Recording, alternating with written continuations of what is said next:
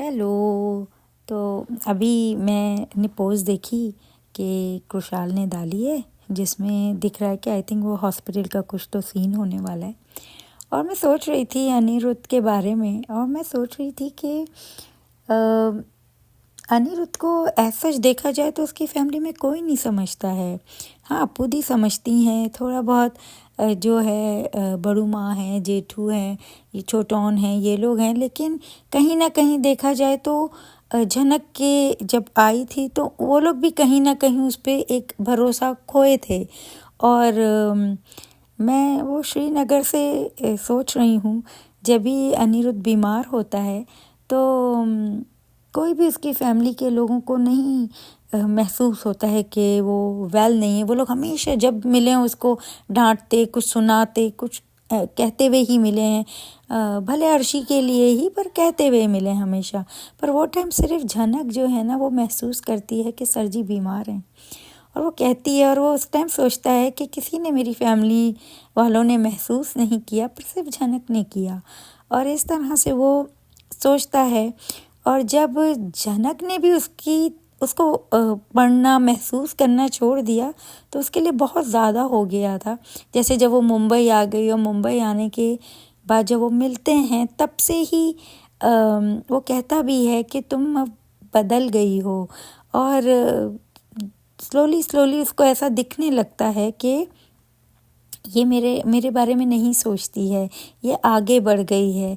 और क्योंकि अनिरुद्ध ने बहुत ज़्यादा झनक के लिए किया था, मतलब वही था जो उसकी माँ के बाद खड़ा था उसके साथ, और उसको बचा बचा के कितनी बार लेकर आया।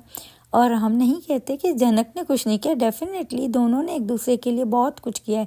लेकिन वो जो होता है ना, एक ज़िंदगी देना, किसी इंसान को हमेशा ज़िंदगी देने की कोशिश करना, वो अनिरुद्ध ने बहुत की है और बहुत साथ दिया है। और हमने देखा भी है, जनक बहुत ज़्यादा उस चीज़ को मानती थी। सजदे किए हैं उसने अनिरुद्ध को, तो बहुत ज़्यादा मान देती थी।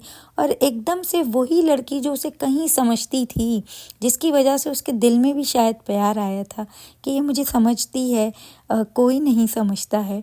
और वही लड़की कहीं उसको समझना ही छोड़ दिया। और फिर उसके बाद जो प्रेगनेंसी ट्रैक हुआ, उसमें माना वो भूल गया था। झनक भी गलत नहीं है, क्योंकि उसको लग रहा था वो जान के मना कर रहा है, पर वहाँ तो मिसअंडरस्टैंडिंग थी। लेकिन मैं सिर्फ अगर अनिरुद्ध को सोचती हूँ तो उसको तो ऐसा ही लग रहा था, ये बदल गई है, ये जान के मुझे कर रही है। बहुत सारा वो गलत भी गया है। और उसने यहाँ तक भी एक डायलॉग उसका था कि मुझे गलत प्रूव करो झनक। वो चाहता था कि वो आगे से बोले कि नहीं, ऐसी बात नहीं है सर जी। पर झनक ने भी उसे कभी उसकी गलत फहमी को दूर नहीं किया।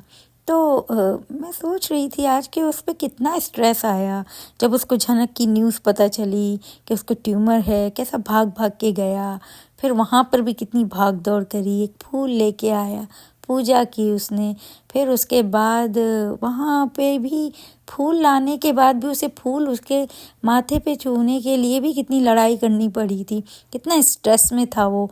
और किसी को उसका स्ट्रेस नहीं दिख रहा था। हर कोई बस अपनी तरफ का बोले ही जा रहा है, बोले ही जा रहा है। चाहे वो आदित्य कपूर हो, चाहे वो झनक हो, चाहे वो उसके खुद के फैमिली के लोग हों। और फिर वहाँ भी झनक ने इतना उसका दिल दुखा दिया। माना उसके पास रीज़न थी, क्योंकि वो चाहती थी कि वो एक तरफ हो जाए, अपनी ज़िंदगी में खुश रहे, दो तरफ ना रहे। तो समझ आता है वो बात, लेकिन फिर भी बहुत थोड़ी हार्श वो हो गई थी। उसे भी नहीं पता था कि उसने कितनी मेहनत की है उसके लिए, और उसे बाद में सब पता चला। लेकिन इसीलिए कहते हैं ना कि हमेशा सोच के बोलो, हमेशा समझ के बोलो। किसी के साथ भी बस आपके मन का नहीं बोल दिया करो, सामने वाले के बारे में सोचा करो, सामने वाले किस हालत में है, अभी है नहीं है, बोलना चाहिए नहीं बोलना चाहिए, सब सोचना चाहिए। तो मैं अनिरुद्ध का ही सोच रही थी कि फिर बेचारा वापस आया, इतना दिल टूटा।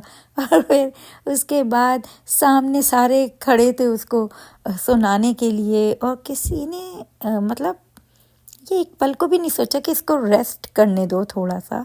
सिर्फ अप्पू दी ने बोला, या फिर जो बड़ू माँ हैं, जेठू हैं, उन्होंने बोला, चुटन थे नहीं। लेकिन वो लड़का बेचारा इतनी इतनी चीज़ों से गुजर रहा है, तन्हा अपने आप में सह रहा है, किसी को उसकी पड़ी नहीं है। और ज़ाहिर सी बात है कुछ तो हुआ ही होगा उसके साथ, वो इतना मेंटल स्ट्रेस में है, बॉडी पे उसके स्ट्रेस है, मेंटली इतना स्ट्रेस है उसको। तो ऐसा बुरा भी लग रहा था, क्योंकि लाइफ में बहुत सारी चीज़ें ऐसी होती हैं कि आप खुद जब कभी खोते हैं ना तो आपको एहसास होता है कि हमने भी कुछ खो दिया और हमने शायद वो वक्तों में जाना ही नहीं कि वो इंसान कैसे गुजर रहा है। ये तो एक ड्रामा है, हमें पता है, लेकिन रियल लाइफ में भी ऐसे बहुत सारी चीज़ें होती हैं, जब आपके पास होता है ना इंसान, आप कदर नहीं करते हैं, पर जब आपके हाथ से निकल जाता है या निकलने की दौर पे होता है तो आप शायद तब थोड़ा रियलाइज़ करते हैं, पर ऐसा होना नहीं चाहिए। तो उसको देख के थोड़ा सा भावुक हो गई, थोड़ा सा अपना ही कुछ याद आ गया। जब आप अपने लोगों को खो देते हैं तो बहुत तकलीफ़ होती है, और जब ऐसे ड्रामे में भी देख रहे होते हैं तो आपके अपने ही दर्द जो है ना वो कहीं ना कहीं ज़िंदा से हो जाते हैं, फ्रेश हो जाते हैं आपके दिल में, आपके दिमाग में। तो मेरी ज़्यादा सिंपैथी चली जाती है। वैसे मेरी सिंपैथी झनक के साथ भी बहुत है, क्योंकि उसकी ज़िंदगी देखी जाए तो ना माँ है, बाप ऐसा उसको पता भी नहीं है, और वो तन्हा है, और उसका कोई नहीं होने के बाद लोगों ने उसके साथ बहुत बुरा रवैया रखा है, सब कुछ है। पर अभी अनिरुद्ध को इस तरह गुजरते हुए होते हुए उसके पास सब कोई उसका समझता नहीं है, उसका नहीं है। तो तकलीफ़ जो उसको थी कि एक झनक मुझे समझती है, उसकी वजह से उसके दिल में जो इतना प्यार आ गया था उसके लिए कि एटलीस्ट वो मुझे समझ रही, और आज वो ही नहीं उसे समझ रही थी।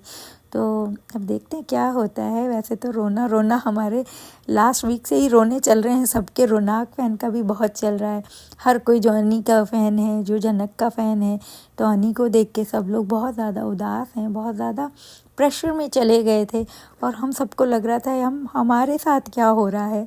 बट मुझे ऐसा फ़ील हुआ कि अनिरुद्ध जो है इस किस कदर बेचारा तकलीफ़ से गुज़रता आ रहा है, और कोई उसको समझने वाला नहीं है।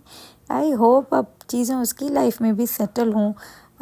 बुरा फ़ील होता है कि यार कितना गुज़रेगा या कितना गुज़रेगी, पर कहीं झनक को फिर भी एक वो मिल गया है, पर अनिरुद्ध का दर्द तो ख़त्म ही नहीं हो रहा। वो तो खुद को बर्बाद करने पे ही आ गया। तो देखते हैं क्या होता है। एनीवेज़ मुझे ऐसा फ़ील हुआ बहुत ज़्यादा, और हो ही रहा था 1-2 दिन से। तो मुझे लगा कि यार मैं कुछ बोल ही दूँ तो बेटर है, अंदर रखने से ज़्यादा तकलीफ़ दे हो जाता है शायद।